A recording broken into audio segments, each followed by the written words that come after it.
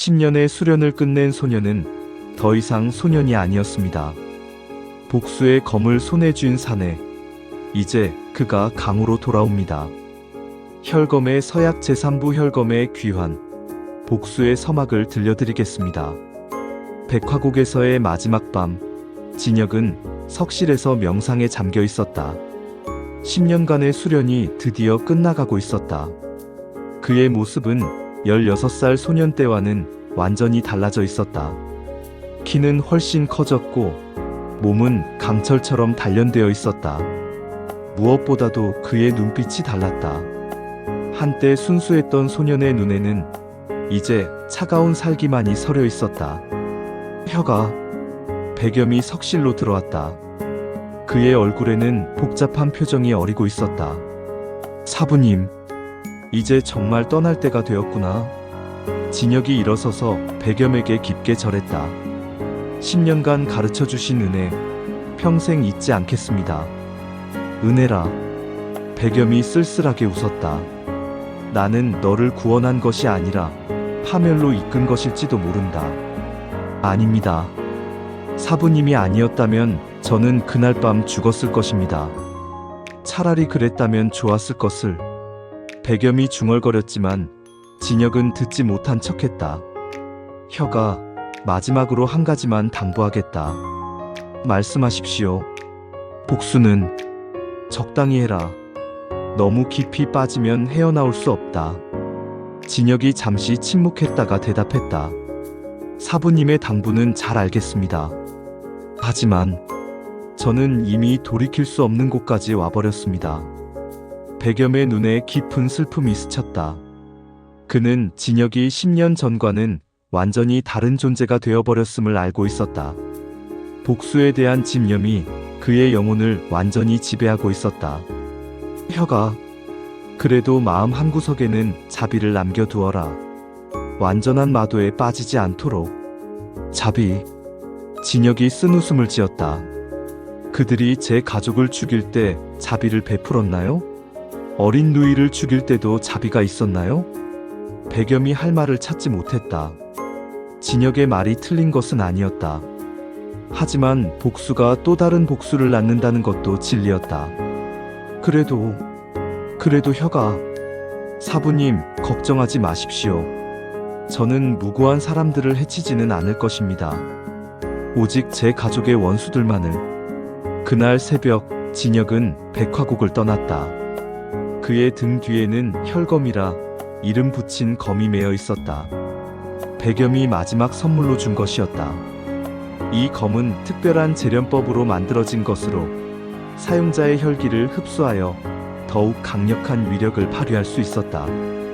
진혁의 혈맥신공과는 완벽한 조합이었다. 백화곡의 입구에서 진혁은 한 번 뒤를 돌아보았다. 10년간 자신을 키워준 곳이었지만 이제는 영원한 작별이었다. 백염의 모습이 멀리 보였지만 진혁은 돌아서서 산을 내려갔다. 10년의 세월 동안 강호는 많이 변해 있었다. 운검산장은 철룡방과 혈영교와 연합하여 삼파연맹을 결성했고 이제 강호의 절반을 장악하고 있었다. 진혁이 처음 발을 디딘 곳은 청해성의 작은 주막이었다. 그곳에서 그는 강호의 근황을 파악하기 시작했다. 들었소? 삼파연맹에서 또 다른 문파를 흡수했다더군. 이번에는 어느 문파요? 화삼파 반계인 소화삼파였소. 항복하지 않으면 멸문시키겠다고 협박했다더군. 주막의 무리민들이 걱정스러운 목소리로 대화하고 있었다. 진혁은 조용히 술을 마시며 대화를 들었다. 삼파연맹의 세력이 예상보다 훨씬 커져 있었다. 좋다. 그럴수록 더 많은 재물을 확보할 수 있다. 진혁의 입가에 차가운 미소가 스쳤다.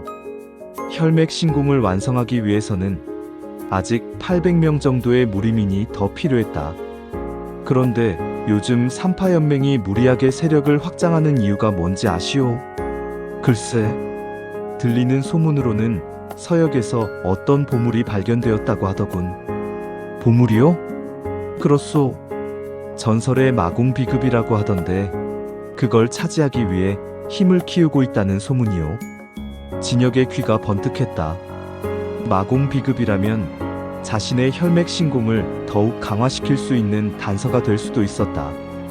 아, 그런데 최근에 이상한 소문이 돌더군. 어떤 소문? 혈검마라는 자가 나타났다는 소문이요. 검이 지나간 자리마다 시체만 남는다더군. 진혁의 귀가 쫑긋 서졌다.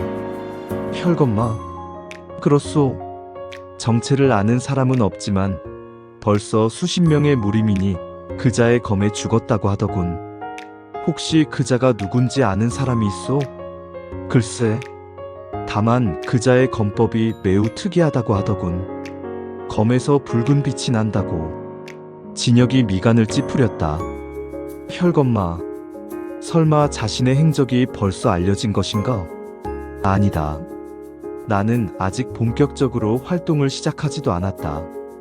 그렇다면 다른 누군가가 혈검마라는 이름을 사용하고 있다는 뜻이었다. 이것은 자신의 계획에 방해가 될 수 있었다.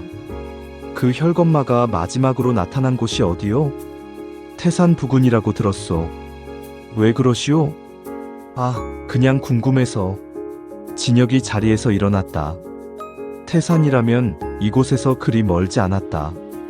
자신의 이름을 도용하는 자가 누구인지 확인해 볼 필요가 있었다. 주막을 나서면서 진혁은 다른 손님들의 대화도 들었다. 삼파연맹의 세력이 생각보다 더 크고 체계적으로 조직되어 있었다. 특히 각 문파의 고수들이 연합하여 더욱 강력한 힘을 발휘하고 있었다. 운검산장의 장원주 검무훈은 이미 절정 고수에 근접했다고 했지. 철룡방주 용비천도 만만치 않고. 진혁은 자신의 현재 실력을 냉정하게 평가했다. 1대1로는 충분히 상대할 수 있지만 여러 고수가 동시에 덤벼든다면 위험할 수도 있었다. 따라서 더욱 신중한 계획이 필요했다. 태산 근처의 작은 마을에 도착한 진혁은 곧바로 이상함을 감지했다. 마을 전체가 공포에 떨고 있었다. 이보시오, 무슨 일이 있었소? 진혁이 마을 입구에서 한 노인에게 물었다. 아, 낯선 분이군요. 이 마을에는 오지 마십시오. 혈검마가 혈검마가? 네. 사흘 전부터 이 근처에서 사람들을 죽이고 다닙니다. 벌써 20명이 넘게 죽었어요. 진혁의 눈이 날카로워졌다. 무고한 사람들을 죽이고 다니는 자가 자신의 이름을 사용하고 있다는 것이 불쾌했다. 그 혈검마를 본 사람이 있소? 마을 이장님이 멀리서 보셨다고 합니다. 검은 옷을 입고 붉은 검을 든 사내였다고. 진혁이 마을 이장을 찾아갔다. 이장은 60대 정도의 노인으로 진혁을 보자 두려워했다. 혈검마인가요? 아닙니다. 저는 그 혈검마를 찾고 있습니다. 자세한 얘기를 들려주십시오. 이장이 안도의 한숨을 쉬며 말을 시작했다. 사흘 전 밤이었습니다. 검은 옷을 입은 사내가 나타나서 마을 사람들을 닥치는 대로 죽이기 시작했어요. 어떤 특징이 있었습니까? 키가 크고 마른 체형이었고 얼굴에 큰 칼자국이 있었습니다. 그리고 검에서 정말로 붉은 빛이 났어요. 진혁이 고개를 끄덕였다. 확실히 자신이 아닌 다른 누군가였다. 하지만 검에서 붉은 빛이 났다는 것이 의외였다. 혈기를 다룰 줄 아는 자의 모양이었다. 그자가 왜 마을 사람들을 죽였다고 생각하십니까? 글쎄요. 특별한 이유는 없어 보였습니다. 그냥 죽이는 것을 즐기는 것 같았어요. 혹시 그자가 내공을 흡수하는 모습을 보셨습니까? 이장이 고개를 끄덕였다. 네, 맞습니다. 사람을 죽인 후에 손바닥을 시체에 대고 무언가를 빨아들이는 것 같았어요. 진혁의 표정이 더욱 차가워졌다. 사탄마공이나 흡성대법 같은 사악한 무공을 사용하는 자였다.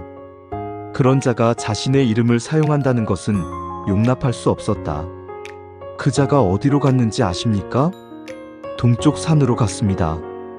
거기에 폐사지가 하나 있는데 그곳을 거점으로 삼고 있는 것 같습니다. 폐사지 주변에 다른 마을은 없습니까? 있습니다.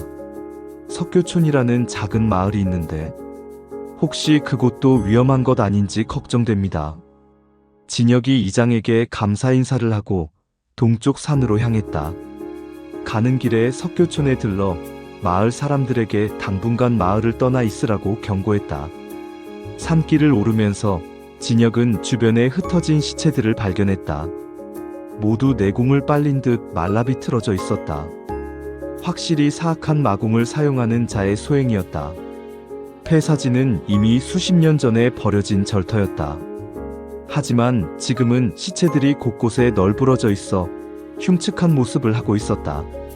진혁이 절터에 발을 들여놓자 사악한 기운이 사방에서 몰려왔다. 분명 강력한 마공을 수련하는 자가 있었다. 누구냐? 갑자기 어둠 속에서 목소리가 들려왔다. 검은 옷을 입은 사내가 나타났다. 이장이 묘사한 대로 얼굴에 큰 칼자국이 있었고 손에는 붉은 검을 들고 있었다. 내가 혈검마인가? 진혁이 물었다. 그렇다. 나는 혈검마다. 너도 내 검의 제물이 되어라. 가짜 혈검마가 검을 휘둘렀다. 그의 검법은 제법 뛰어났지만 진혁의 눈에는 허점투성이로 보였다.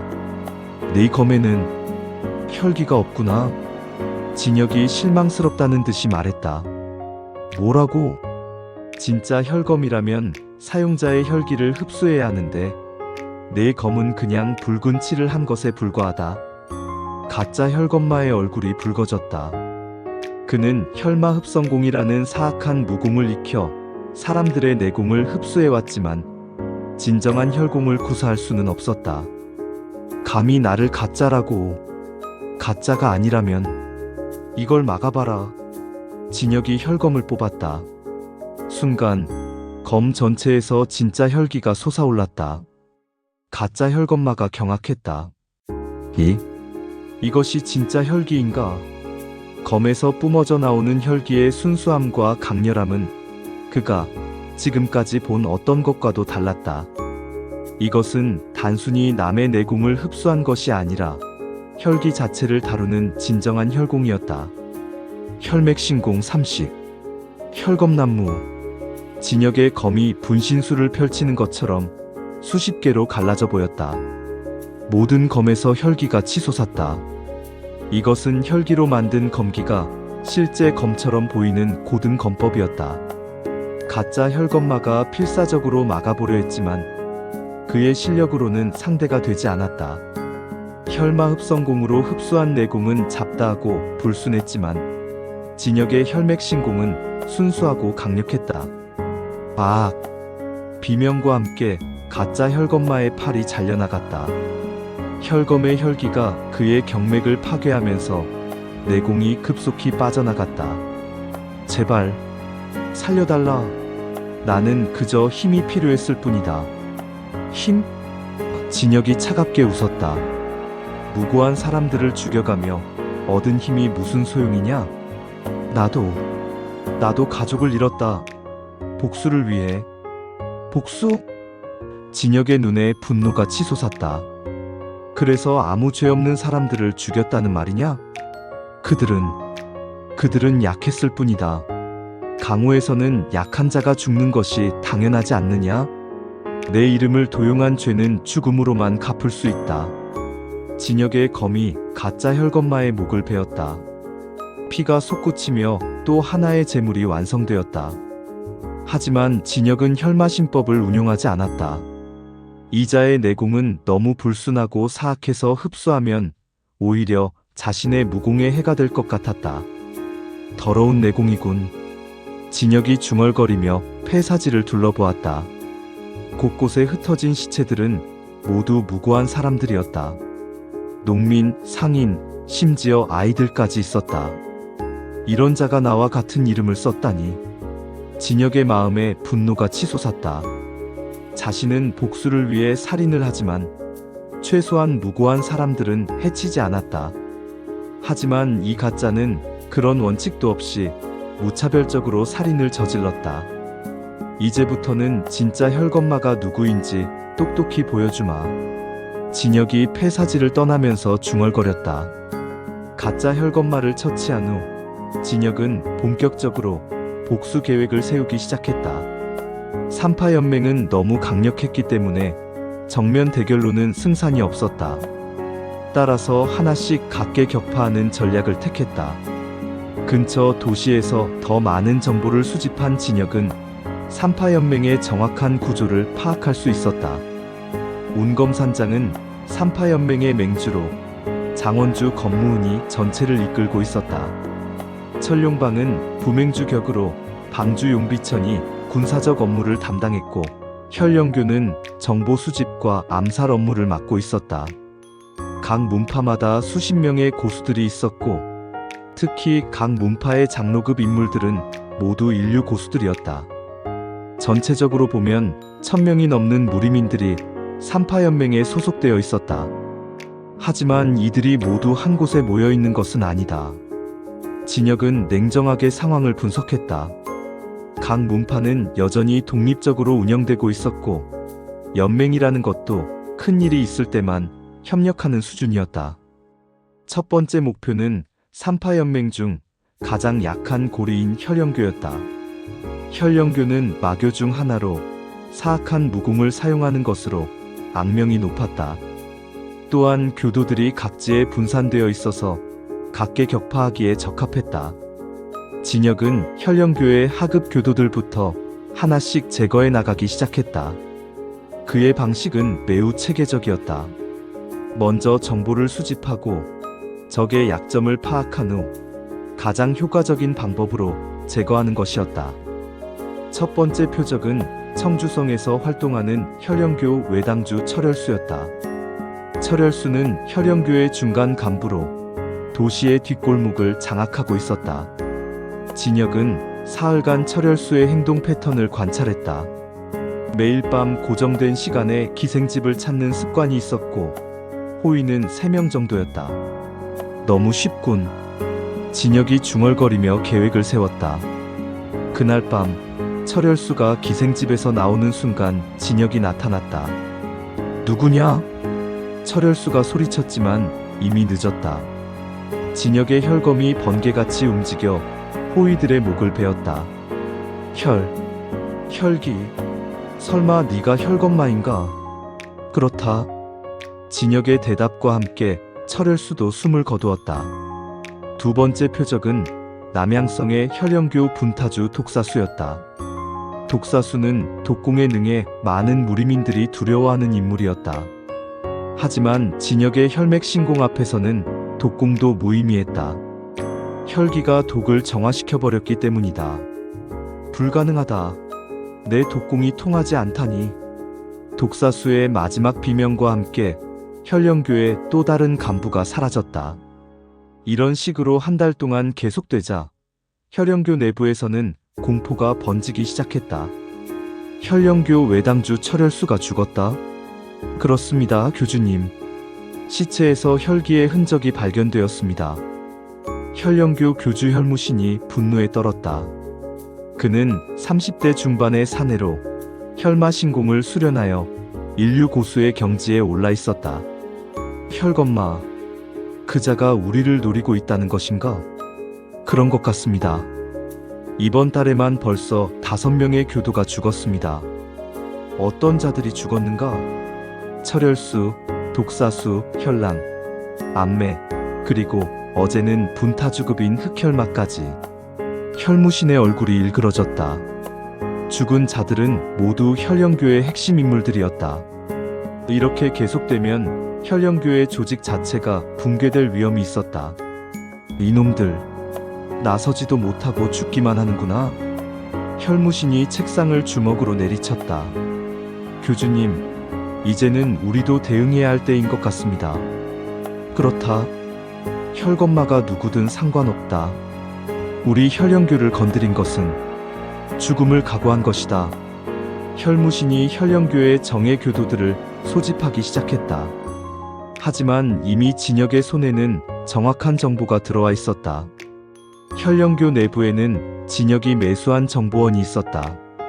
돈으로 매수한 것이 아니라 가족의 안전을 보장해주는 대가로 정보를 제공받고 있었다. 혈령교가 움직이기 시작했군. 진혁이 산 위에서 혈령교 본거지를 바라보며 중얼거렸다. 혈령교의 본거지는 흑산에 위치한 혈마동이었다. 천연 동굴을 개조해 만든 은밀한 요새였다. 좋다. 이제 본격적으로 시작해볼까? 그의 손이 혈검의 자루를 움켜쥐었다.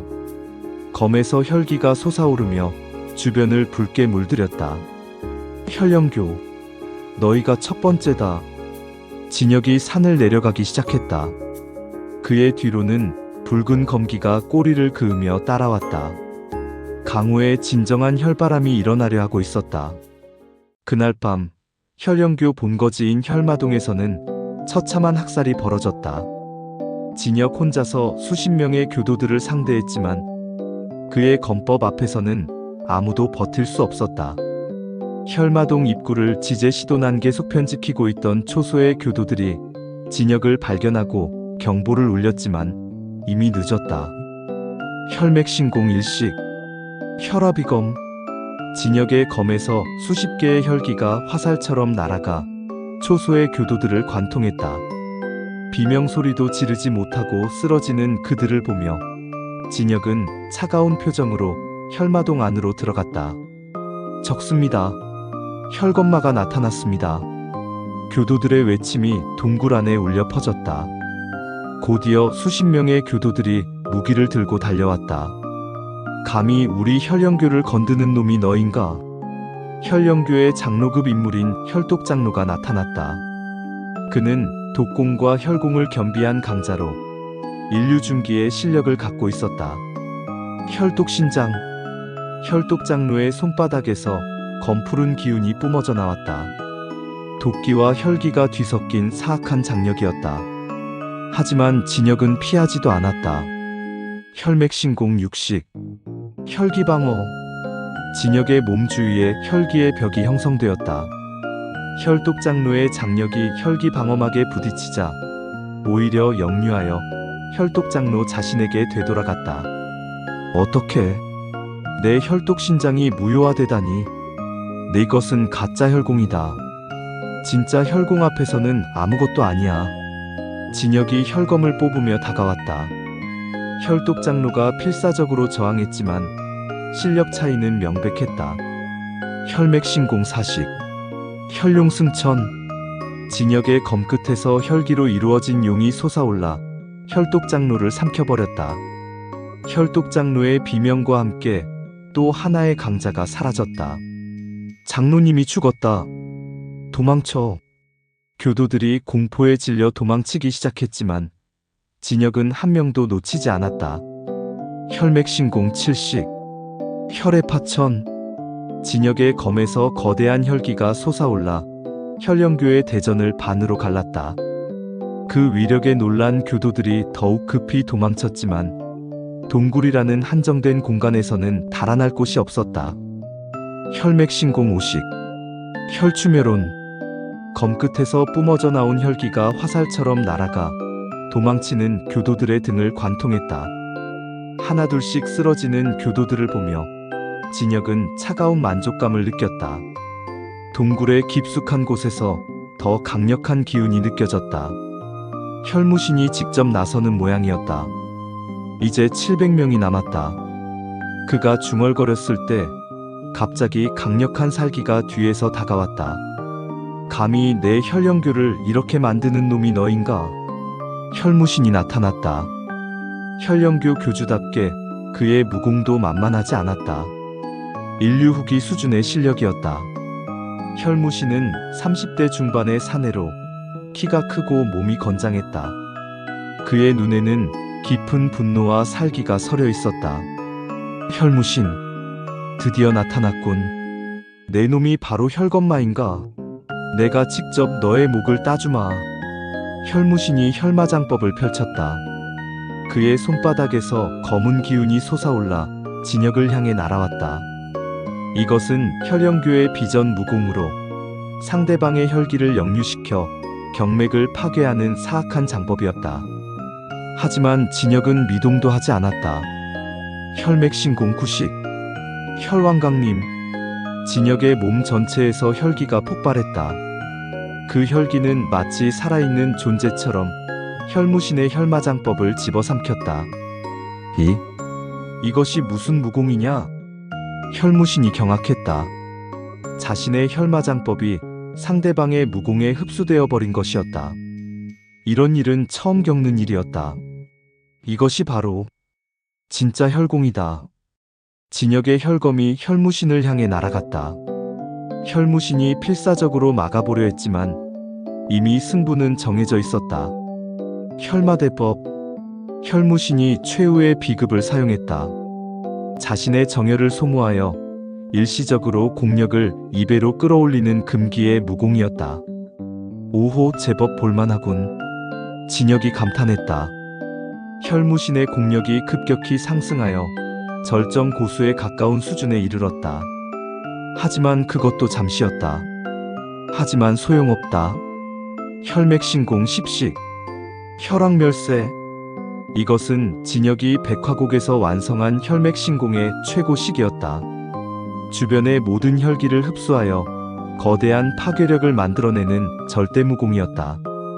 진혁의 검에서 엄청난 혈기가 폭발하며 혈마동 전체를 뒤덮었다. 혈무신의 혈마대법은 그 앞에서 촛불처럼 꺼져버렸다. 불가능하다. 이런 무공이 존재할 리가. 혈무신의 목소리가 점점 약해졌다. 그의 가슴에는 혈검이 깊숙이 박혀 있었다. 내가 누구냐? 이런 무공을 어디서? 나는 진혁이다. 진가문의 마지막 후예이자 너희의 복수기다. 혈무신의 눈이 크게 떠졌다. 진가문? 설마 네가 그때 그 소년인가? 그렇다. 10년 전 너희가 몰살시킨 그 소년이다. 그럴 리가. 그때 분명 죽었을 텐데. 죽었다. 그리고 복수기로 다시 태어났다. 진혁이 검을 뽑아내자 혈무신이 피를 토하며 쓰러졌다. 이제 하나씩 갚아나갈 것이다.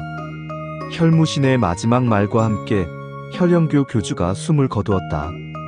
진혁은 혈마신법을 운용하여 혈무신의 내공을 흡수했다. 인류 후기 고수의 내공은 상당히 도움이 되었다. 자신의 공력이 한 단계 더 상승하는 것을 느낄 수 있었다. 그날 밤 혈영교는 완전히 사라졌다. 교주부터 말단 교도까지 모두 진혁의 검에 쓰러져 갔다. 그리고 그들의 내공은 모두 진혁의 것이 되었다. 혈마동은 이제 진짜 혈바다가 되어 있었다. 수백 구의 시체가 동굴 곳곳에 널브러져 있었고 혈기의 잔향이 며칠간 사라지지 않을 것 같았다. 이제 철룡방과 운검산장만 남았다. 진혁이 혈영교 본거지의 폐허를 바라보며 중얼거렸다. 그의 눈에는 더욱 깊은 복수의 불꽃이 타오르고 있었다. 혈영교를 멸문시킨 소식은 곧 강호 전체에 퍼져나갔다. 하룻밤 사이에 삼파연맹의 한 축이 완전히 사라진 것이다. 혈영교가 전멸했다고? 철룡방주 용비천이 믿을 수 없다는 표정으로 물었다. 그렇습니다, 방주님. 혈마동에 갔던 우리 정탐꾼이 확인했습니다. 교주 혈무신부터 말단 교도까지 모두 죽어 있었습니다. 혈검마의 소행인가? 그런 것 같습니다. 시체들에서 모두 혈기의 흔적이 발견되었습니다. 용비천의 얼굴이 굳어졌다. 혈영교가 약하다고는 해도 수백 명의 교도와 교주까지 혼자서 모두 죽인다는 것은 상상하기 힘든 일이었다. 즉시 운검산장에 전설을 보내라. 이 일을 장원주께 알려야 한다. 한편 운검산장에서도 비슷한 일이 벌어지고 있었다. 무엇? 혈영교가 하룻밤 사이에 전멸했다고? 장원주 검무운이 크게 놀랐다. 그는 50대 중반의 장년으로 운검산장을 이끌어온 절정 고수였다. 그렇습니다, 장원주님. 혈검마라는 자의 소행으로 보입니다. 혈검마. 도대체 어떤 놈이길래? 검무운이 심각한 표정으로 생각에 잠겼다. 삼파연맹의 결속력이 그리 강하지는 않았지만 그래도 동맹이 공격받은 것을 그냥 넘어갈 수는 없었다. 천룡방과 연락을 취해라. 이 혈검마에 대해 논의해야겠다. 알겠습니다. 이렇게 삼파연맹에 남은 두 세력이 움직이기 시작했다. 하지만 진혁은 이미 다음 계획을 세우고 있었다. 혈영교를 멸문시킨 후 진혁은 잠시 은신처에서 휴식을 취하며 다음 계획을 세웠다. 혈영교의 내공을 흡수한 덕분에 자신의 공력이 상당히 증가했지만 아직 천룡방과 운검산장을 동시에 상대하기에는 부족했다. 천룡방을 먼저 처리하자. 진혁이 결정했다. 천룡방은 운검산장보다는 약하지만 조직력이 뛰어나고 정보 수집 능력이 좋았다. 먼저 제거해야 할 상대였다. 며칠 후 강호에는 또 다른 소문이 퍼지기 시작했다. 혈검마가 천룡방을 노리고 있다는 것이었다. 복수의 바람이 강호를 휩쓸기 시작했다. 그리고 그 중심에는 진가문의 마지막 후에 진혁이 서 있었다. 10년의 기다림이 끝나고 진정한 복수가 시작된 것이다. 첫 번째 목표 혈영교는 피로써 사라졌습니다. 이제 남은 것은 천룡방과 운검산장. 복수의 화신혈검은 강호를 붉게 물들이며 다가옵니다. 혈검의 서약제사부 혈바람의 강호에서 이어집니다.